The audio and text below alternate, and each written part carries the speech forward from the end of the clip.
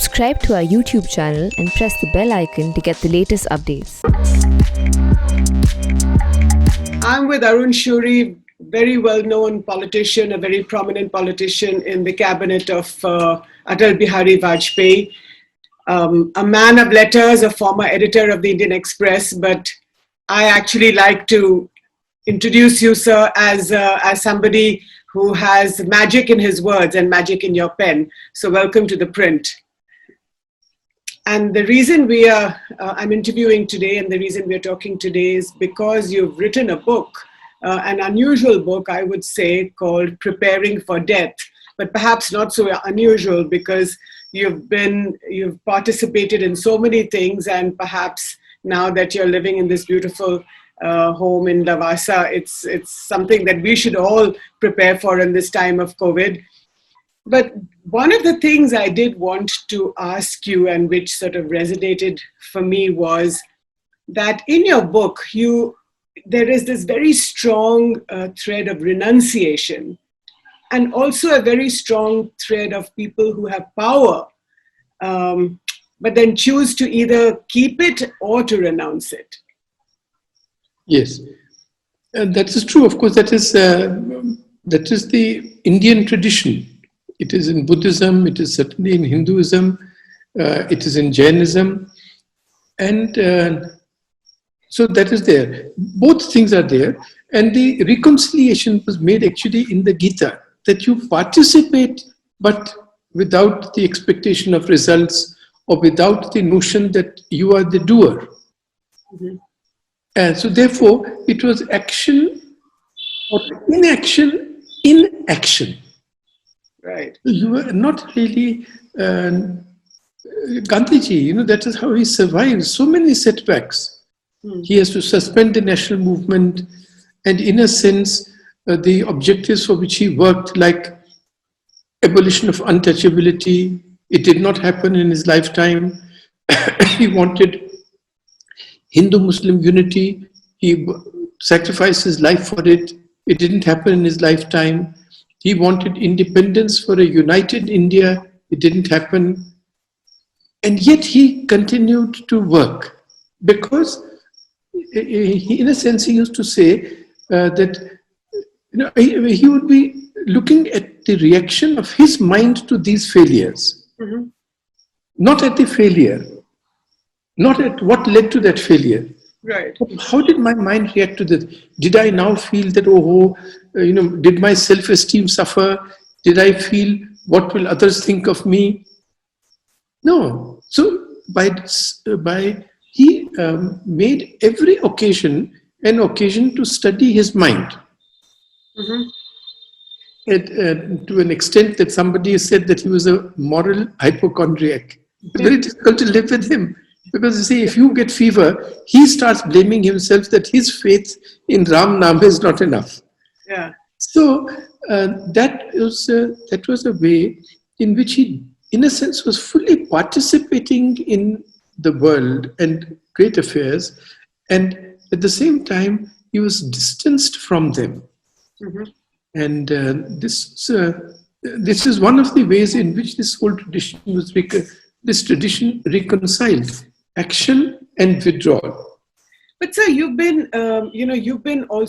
have also held power. You have exercised power, both as a politician and as a journalist. But explain to me, how you see this unfolding in India today. I mean, we have someone like Prime Minister Narendra Modi, who during the lockdown, if you noticed, has begun to keep a longer beard, and he's quite an interesting person. He goes to Badrinath, lives in a cave, and has all these sort of, what comes across is that he's interested in renunciation, but he's also the epitome of power. Well, I think it'll be reading too much into his gestures to think that these actually represent a longing for renunciation. He has made a point of saying that, I could well have been in the Ramakrishna mission, but for one teacher there. But I don't see that. You don't go and live in a firstly, he did not live in a cave. He just went there for a visit and had himself photographed. That's not renunciation. And similarly, this longer beard, I mean, I don't know, I've not talked to him about this, I don't know what it prompts this, but he keeps changing his style. The clothes,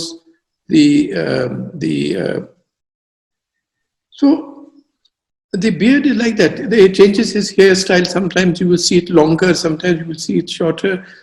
And this beard, I feel, I mean, if you want really speculation without any basis at all, I feel he's setting himself up for the next general election as a great rishi. Now vote for the great rishi.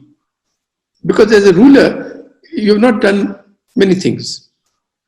So now do this. And the second thing that is happening is, just see, he is now coming to be seen as the moderate who will save us from Amit Shah, or at least who will save us from Adityanath.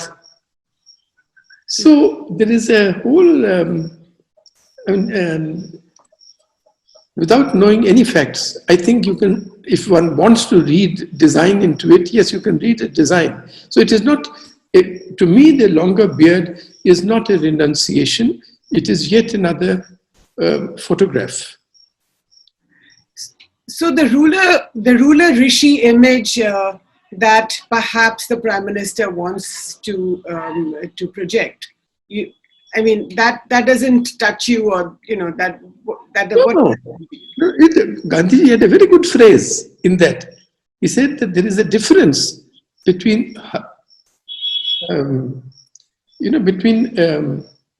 Harish Chandra and an actor on a stage playing the role of Harish Chandra.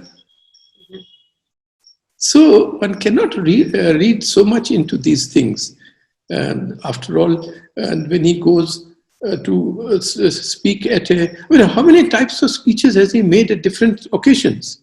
If he's addressing workers and peasants, is one speech. If he's addressing these investors from abroad, it's a completely different speech. And what is happening in between them, we should focus only on that, not on the speeches, not on the appearance.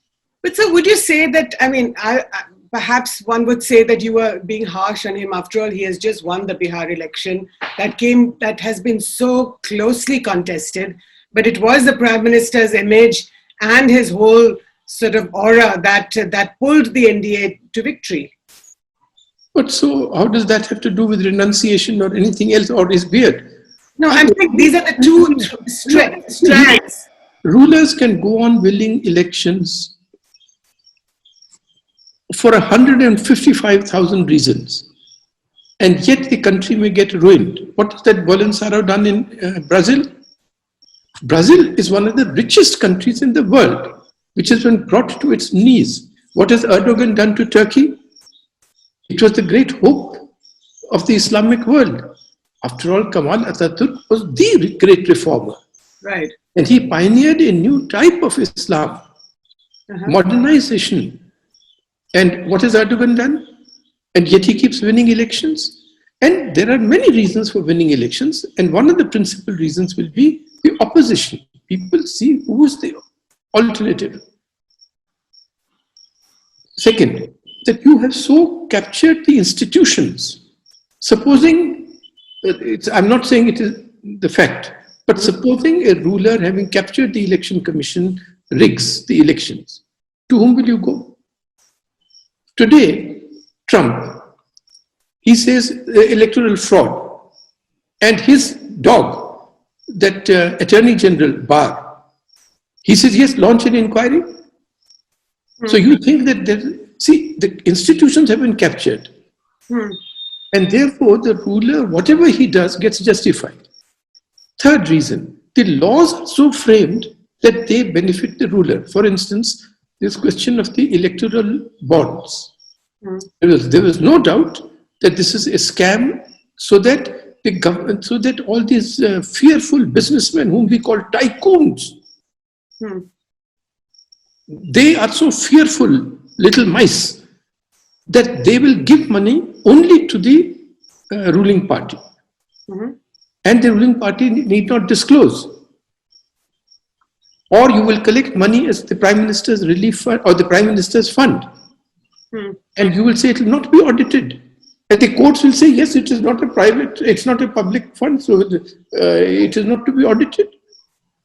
So, for all these reasons, you get resources that the opposition cannot match. You get referees of your own choice.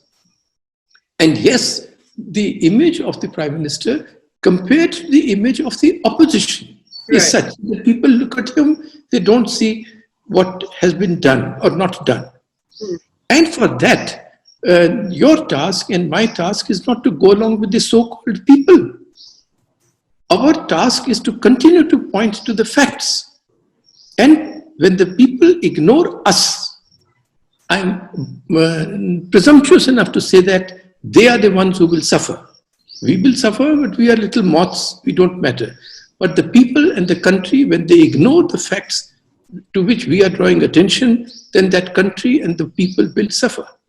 When you say us, you mean the media? Media, or people who read and write or who comment or who observe things. Right, public intellectuals, okay. No, not probably. Let us say Mr. Jayaprakash Narayan. You would not call him public intellectual or journalist or something. But when we ignore his warnings, then those consequences follow for the people, for us, for everybody.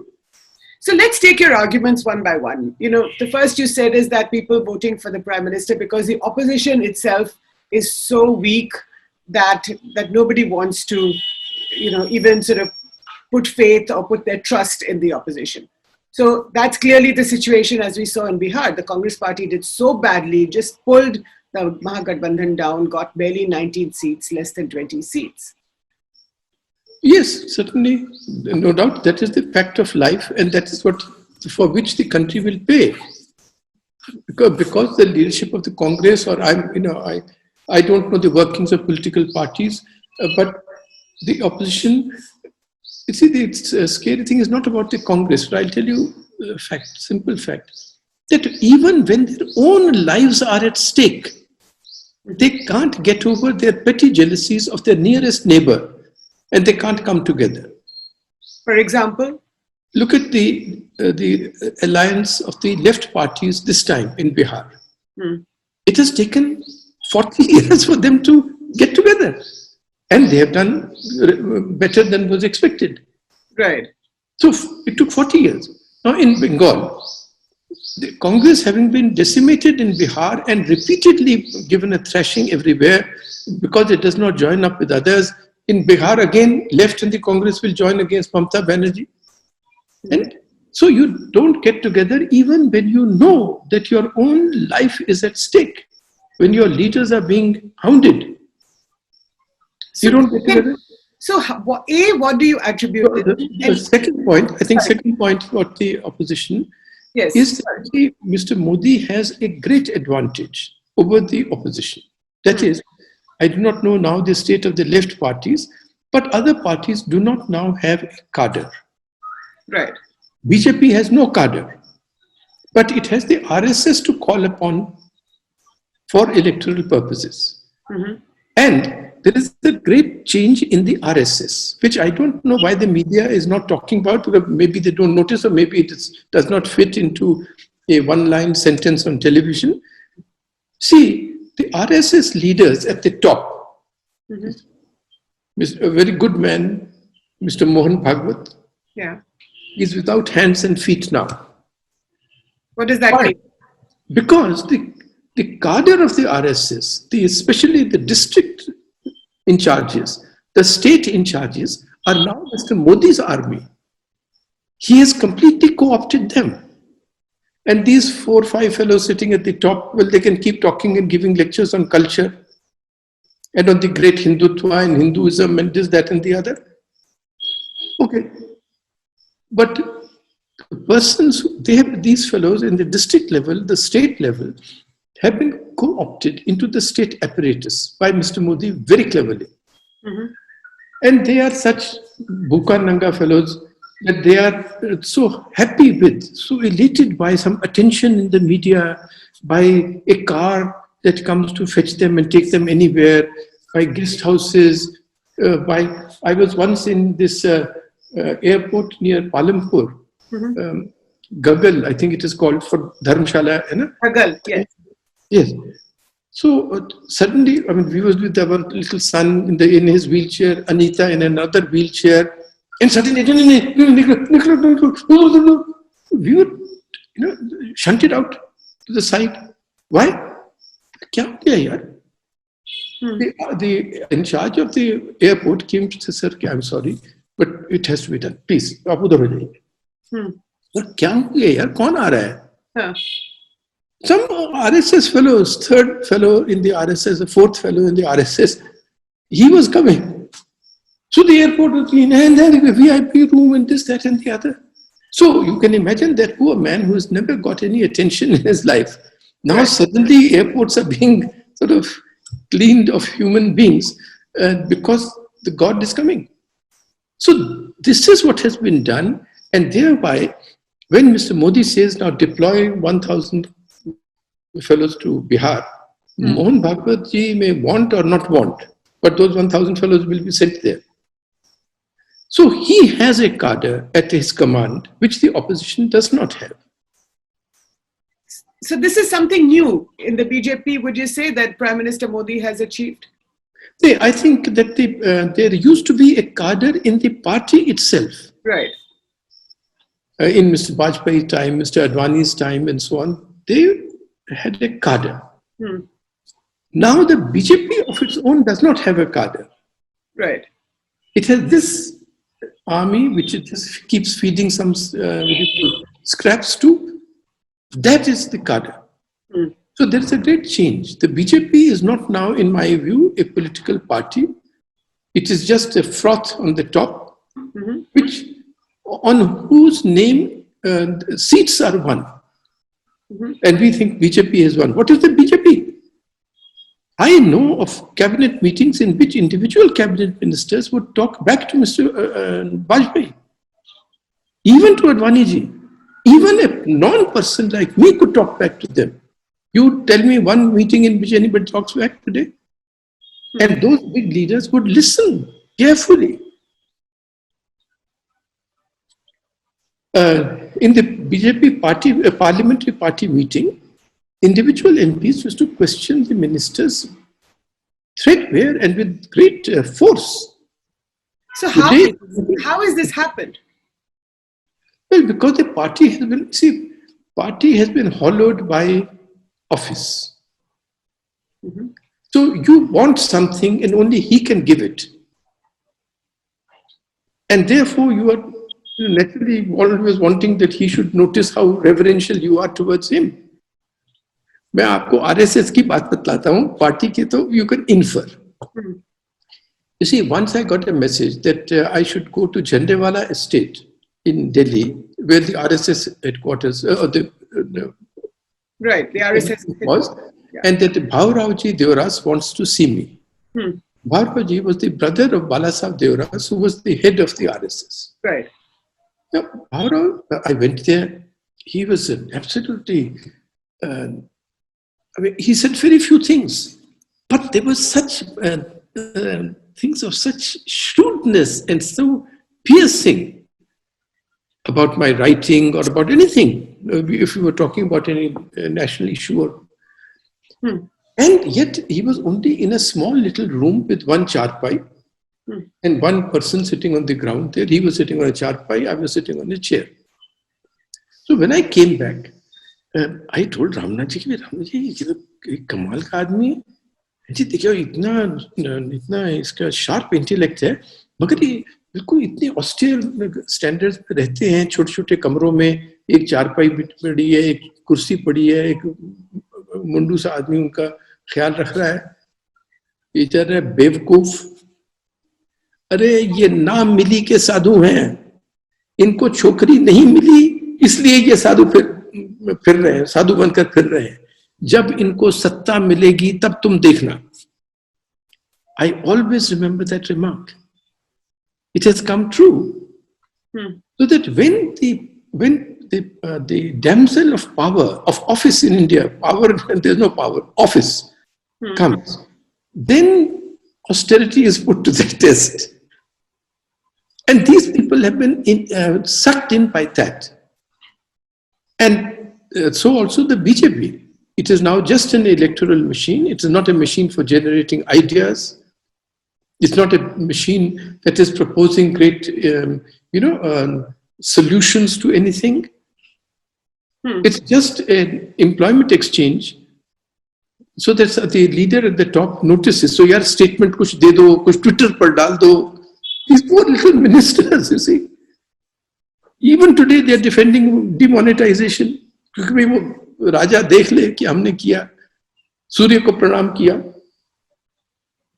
That is their pitiable condition. Right. And please don't think you think I am critical and so on. No, that's not important. The important thing is that a power like China will be watching that. They will be watching the caliber of the cabinet. They will be watching the type of person who has been appointed as a civil servant in key positions. And when they see that these are persons who are mediocre, who are just wanting the leader's attention, like little lapdogs. He comes near your dining chair and licks your feet so that you can throw him a crumb. They will then know that this place cannot withstand us. That's what they will be watching. So these are not things that are just, matters about individuals or about parties and so on. It's the state. But sir, explain to me this capitulation that you have so eloquently described. I mean, after all, it's been only 6 years since the BJP and Prime Minister Modi came to power. But you're talking also, I think, of a larger capitulation. It's not just of the BJP, right? But what we saw in Bihar, but in some ways it's linked again to the exercise of power, or at least to winning power. And in Bihar, what we saw, and that's just an example, which is why I'm asking you this question, is that there was a very close contest. So what does that show to you, that the fact that this very young 31-year-old Tejasvi Yadav, 9th class fail, I mean, we must remember that. He was able to challenge this big machinery that you just talk about. What does that signify? Actually, I do not know the extent of the challenge, because I do not know the type of backing, the type of people who backed Mr. Tejasvi Yadav. Was it on the basis of caste? Was it on the basis of, Shekhar always keeps using this word aspirational. So Mr. Modi wins, it is aspirational. People go to aspirational India. If Tejasvi Yadav's rallies have a lot of people going there, it is aspirational youth going. So I do not know the basis of the basis of this, the close contest and so on.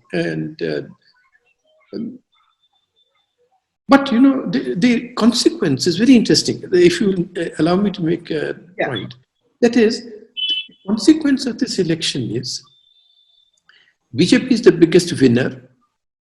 Mr. Nitish Kumar is the biggest loser. So now, if he continues as chief minister, let's say, there's no reason to. Actually, Prashant Kishore, if I may disclose something he may not want me to disclose, I had rung him up about 10 days ago and said, Bihar mein kya hoga? Maybe a fortnight ago. He said, Bhaiya, main to January ke baad wahan gaya nahi. So I don't know the wrong situation.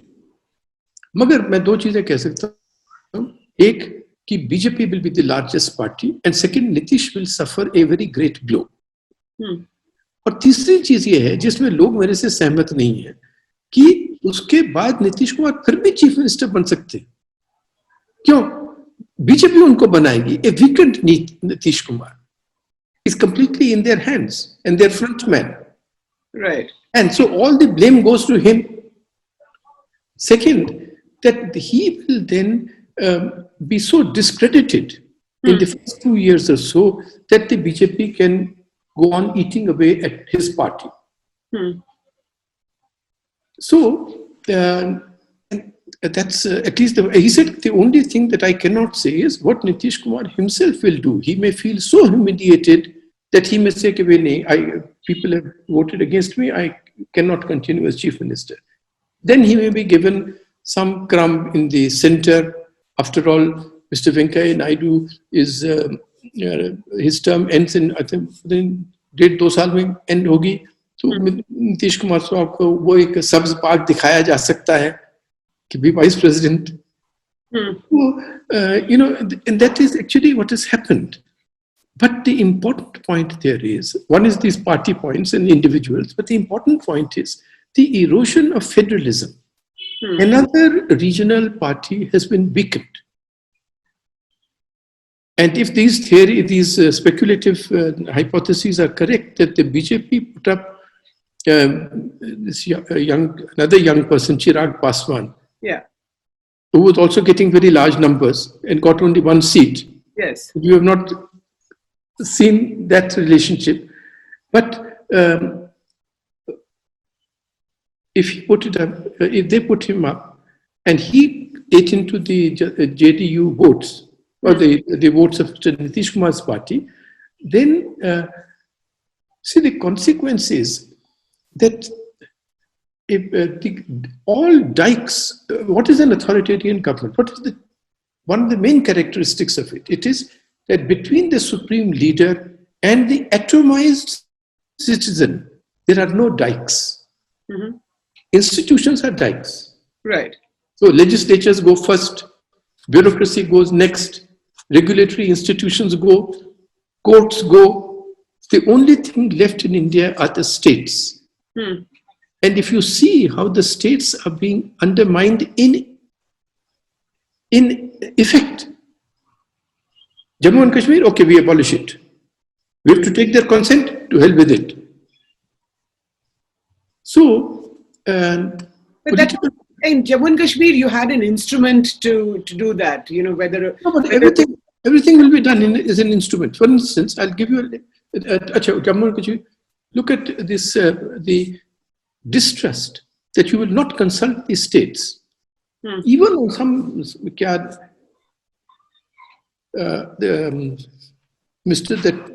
that young actor committed suicide, no? Sushant Singh Rajput. Okay, you will have an inquiry, I will have an inquiry, CBI will do something, and eventually this Mr. Uddhav Thackeray here in Maharashtra has to say, okay, I withdraw the consent for CBI to come in. Yeah. This is a blow. It shows that my trust in your central government is such that I will now not give you carte blanche to investigate even what are really serious crimes. This is not a serious crime, but even those. You'll have to first come to me. Right. Other states are doing it. That again, between him and the center, the trust level has fallen so low. And now other states are doing it. I think Kerala has done it, or Bengal, or Punjab. That they are withdrawing. They say we cannot leave this instrument in these people's hands. Do you think this would have happened in Mr. Bajpayee's time? He would have made sure that yes, you would consult everybody. I know, for instance, on disinvestment, you would take Mr. Thackeray's name. Yeah. I had to go and plead with him and discuss with him on the question of Maruti disinvestment. Mr. Manoj Joshi was the Minister for Heavy Industries. There were a lot of things that had to be sorted out. But Mr. Bajpayee said, yes, जाओ, उनके पास जाओ, होगा कुछ नहीं, मैं तुम जाओ, तुम समझते हो कि तुम बात कर लोगे उनसे जाकर करना. But he would reach out. But that's not the case now, and that is regarded as an symptom of strength. That I don't care for the states. Sir, would Mr. Modi have tolerated such behavior from a central government when he was the chief minister in Gujarat? Tell me. Ask him. And I say this as his well-wisher, because in the end, please remember that is a sentence I had mentioned to him in 2013. When you go to Delhi, please remember, in the end, who was it who was tied down by those Lilliputians? Yeah, Gulliver. So remember, Gulliver was tied little fellows. And in a sense, with all the advantages that the BJP had and Nitish Kumar had as this reigning chief minister, this Tejasvi Yadav's party has done quite well, given the way the state apparatus is used these days in election time. No, I don't. No, I'm not enamored of youth and age and so on. And these big promises, I've seen this happen in ASU. I've seen it happen in several such occasions in JP's own movement, the Navnirman Samitis and so on. They were all consistent of young people. So I'm not saying that therefore, because he's young, therefore he's the hope of the future. But it's not a bad performance. So that's what Mr. Modi should think about. And I'm sure that being an astute politician, he will be thinking about it and he'll have his own countermeasures for the future. Yeah. So I'd like to draw attention to, when I was reading your book, Gandhi plays a very important role in your book. But this Gandhi Jayanti, that's on the 2nd of October, one of the top trends on Twitter was Nathuram Godse Zindabad. That's a very important point. And it is not by accident. Gandhiji is appropriated on one side, but they've often said that he's the father of the nation of Pakistan. And if you read Mr. Srinivasan's book, memoir, he was the advisor to the prince in Gwalior. And he is the last man, last official sort of person whom Gandhiji had met on the 29th or 30th of January, 29th, I think he met him. Yeah. And when he goes back, reaches back to the Gwalior station, he sees that sweets are being distributed by the RSS people. He has written it in his memoir. And what has happened? Gandhi has been shot dead. And he was aghast.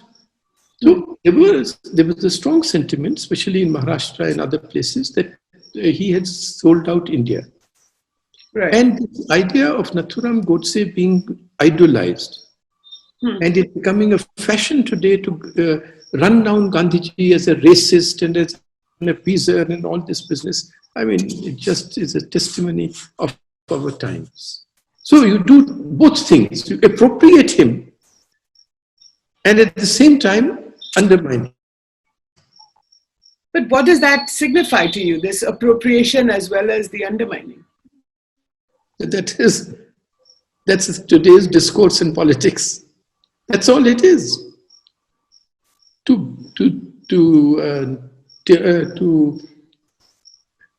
put a garland on Gandhiji's statue, or this very unlike sketch of Gandhiji on our currency notes, poor man.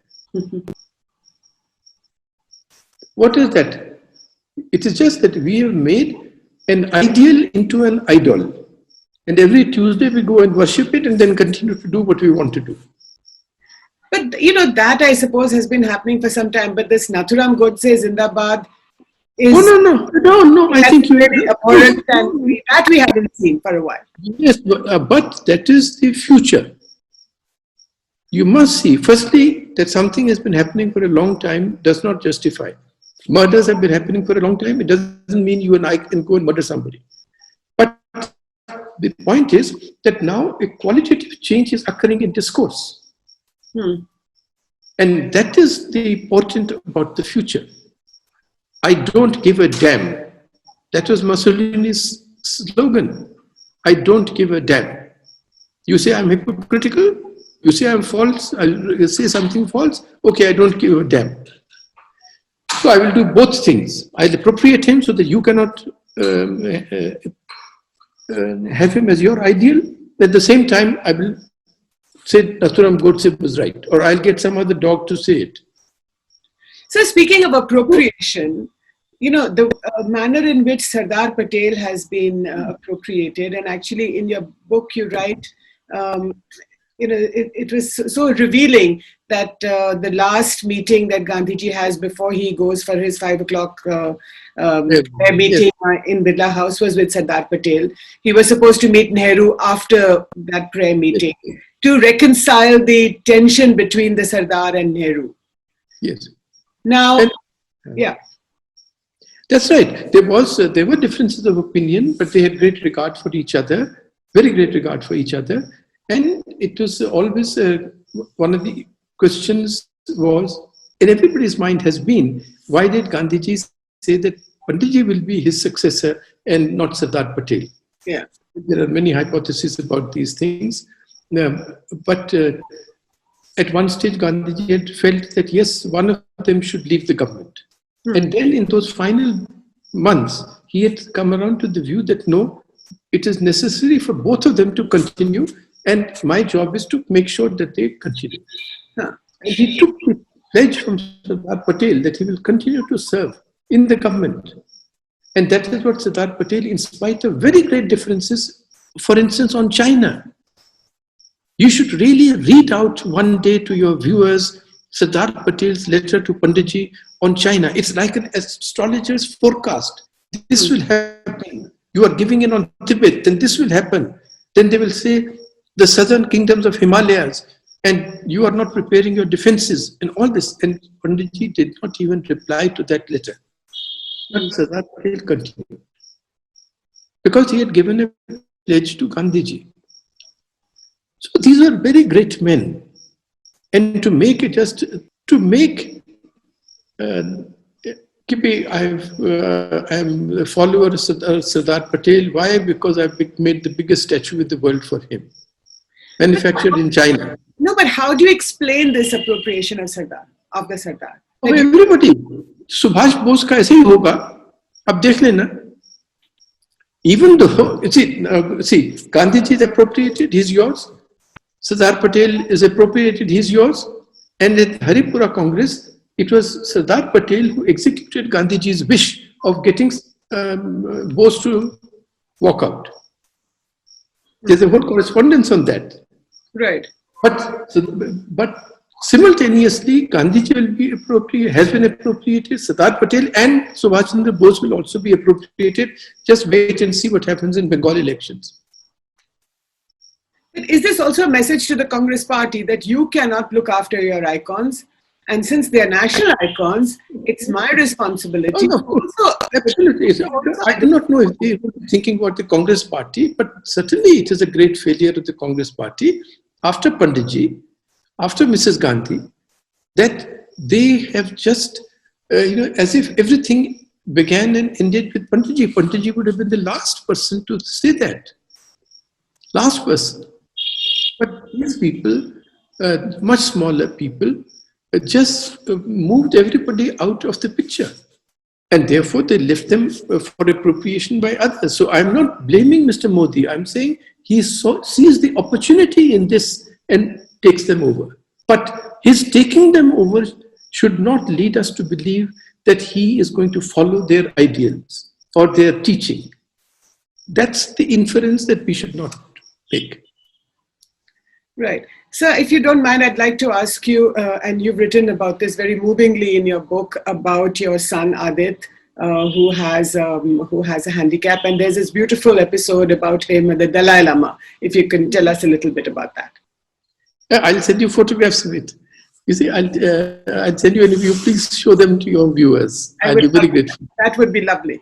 Yeah. What happened is that for all these years, this is probably my 27th book, but whenever there has been a book release function, we've had a pattern that whoever may be the chief guest, but it is Adit with his great difficulties, he gives the first copy to his mother, to Anita. Tell us about Adit, and what really moves me is, because, my own sister also has, her son is also sort of handicapped in this way.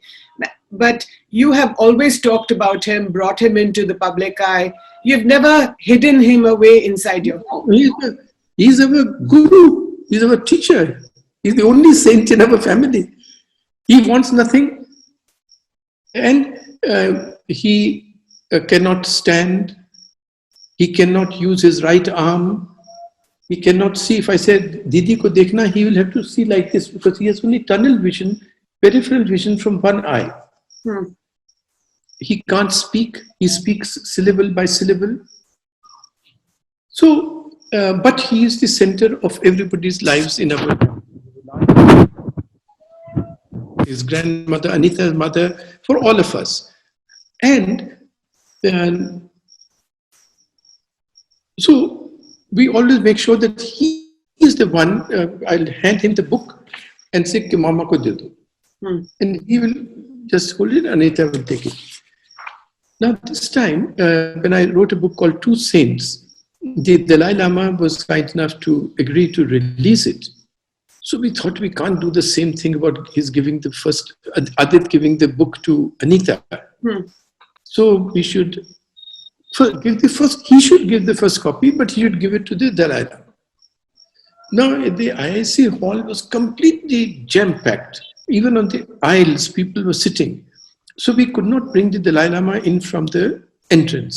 We brought him from the back door and came to the stage. He greeted everybody.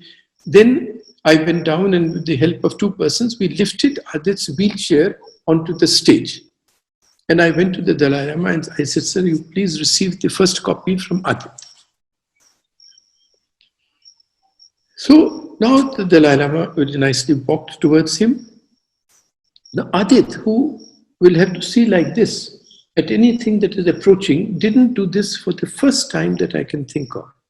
He looked straight. And as the Dalai Lama came to him, he did what he had not done at that time. He was 42 years old. He had not done it. He raised his hand. And the Dalai Lama's humility, that the Dalai Lama put his head down and Adit patted his head. He has not done this to us in 42 years. How lovely. After that, everybody was astonished. And I said, "Betu, ye kitab Dalai Lama ko do, kitab. So he perfunctorily put his hand there, or I put the book in his hand, and the Dalai Lama took the thing. And Adit again raised his hand and put it on the Dalai Lama's head. And you will see in the photographs, the Dalai Lama puts his head onto the arm of the wheelchair. Yeah. And Adit put, and by that time, not one eye in the whole hall was dry. And Dalai Lama began his speech by saying that I feel very blessed today, twice blessed. And so we have those photographs, that's our family treasure. And Adit is our teacher. There's one of my books called "Does He Know a Mother's Heart?" Does God, not Adit, God know a mother's heart? It is about the explanation for suffering that is inflicted on such people like Adit or Anita. And what is the explanation given in our religions and our religious texts? And how I found those to be completely unsatisfactory. Even Gandhiji or Raman Maharishi, what did they say to persons who came to them for solace because they had suffered a blow? A mother has lost her child. Yeah. And the child she comes with the body from Andhra to Raman Maharishi. See, they have told me that you can raise the dead. Please, bless him. And Raman Maharishi's attendants prevent the mother from reaching him. No, you can't go near him. After that, somebody says to Raman Maharishi, "Oh, how much her devotion to her son. She's come from all the way from Andhra." He said, "No, illusion." She thinks, when the son was never born, how can he die? There is no birth, there is no death. I've recounted that in this book also. And so on. What Gandhiji what would he say when there would be great calamities like the Bihar earthquake? Right. Or the persecution of Jews in Europe. And those explanations are so unsatisfactory. And that is why I turned to the teachings of the Buddha, and that he says that there are no great explanations. It just happens, there is suffering, and it has to be dealt with, and here is a way to deal with it. And one of the ways which Gandhiji taught us, which Indians, the real teachers have taught us, is service. Yeah. And the Dalai Lama has a very good sentence saying, he calls this wise selfishness. If you want to be truly selfish, he says, help someone. Because what will happen when you help somebody, and when you want to help somebody, your mind will say 20 things as to why it is not, that fellow deserves it. He doesn't work for himself and so on. That is your mind resisting the efforts that you will have to put in service. So he says that becomes the occasion for studying the mind. I have suggested a small footnote to that, saying, if you want to be truly selfish, help someone who cannot help you in return. Because if you help a big man, some rich fellow, some prime minister, तो मन में ख्याल आता है कि यार मैंने इतना काम किया, 3 साल हो गए, इसने मेरे लिए कुछ ये छोटा सा काम नहीं किया. But if you donate anonymously, then they cannot help you. And that is when the therapeutic effect of service really happens. So there are many such lessons in our tradition. And the point about this book is that I have tried, there's no point in summarizing those teachings because there are so many manuals on it, but I have listed there the things that I have found useful in my own life. Those are listed, and what I found useful in the ICU. What meditative techniques I find useful at that time. Right. Sir, on this note, thank you so much for your time. It's always a pleasure to talk to you, to listen to you, but especially today, just this book and the story of Adit and the Dalai Lama is very moving. So I will look forward to those photographs, and thank you so much again. Please remember me to Shekhar, and thank you very much. Thank you. Bye.